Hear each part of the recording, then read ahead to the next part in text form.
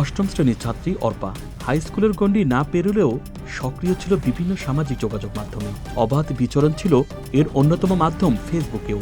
নিজের ওয়ালে ঘুরোঘুরির একটা সময় পরিচয় হয় শিশির নামে এক কলেজ পড়ুয়া ছেলের সঙ্গে, আর পরিচয় থেকেই হয় বন্ধুত্ব।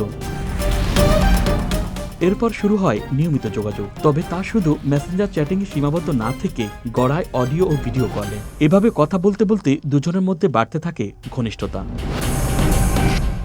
একদিন ফোনে কথা বলার এক পর্যায়ে ছেলেটি তার বান্ধবীকে কিছু ব্যক্তিগত ছবি তুলে পাঠাতে বলে। ঘনিষ্ঠতা থাকায় অর্পাও কোনো জড়তা না রেখেই কয়েকটি ছবি তুলে পাঠিয়ে দেয়। যদিও ছেলেটির কমিটমেন্ট ছিল একবার দেখেই ডিলিট করে দেবে, কিন্তু কিছুদিন পর এই ছবিগুলো দিয়েই অর্পাকে ব্ল্যাকমেল করা শুরু করে তার ছেলে বন্ধুটি। একের পর এক নিতে থাকে নানা রকম অনৈতিক সুবিধা।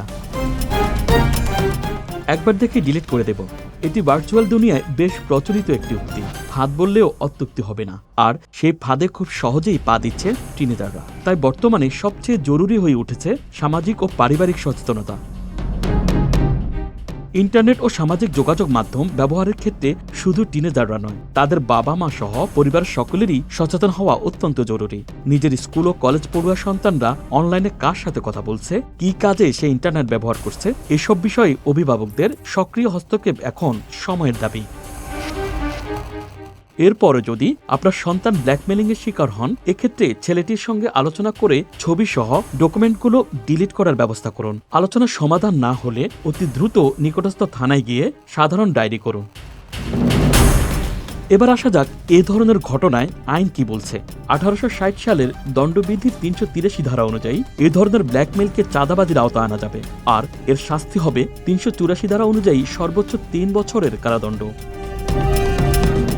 এছাড়া অভিযুক্ত যদি ছবি ছড়িয়ে দেওয়ার হুমকি দেয়, তাহলে দণ্ডবিধির 506 ধারা বলে সরাসরি আদালতে অভিযোগ দায়ের করা যাবে। তবে সেক্ষেত্রে জিডি করলে ফৌজদারি দণ্ডবিধির 506 ধারায় ম্যাজিস্ট্রেটের অনুমতি নিয়ে নন এফআইআর প্রসিকিউশন দাখিল করতে পারবে police.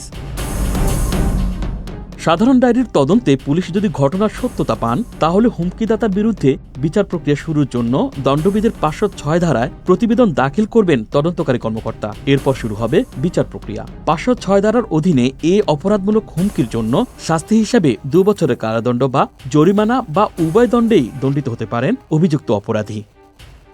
Dhaka express news desk.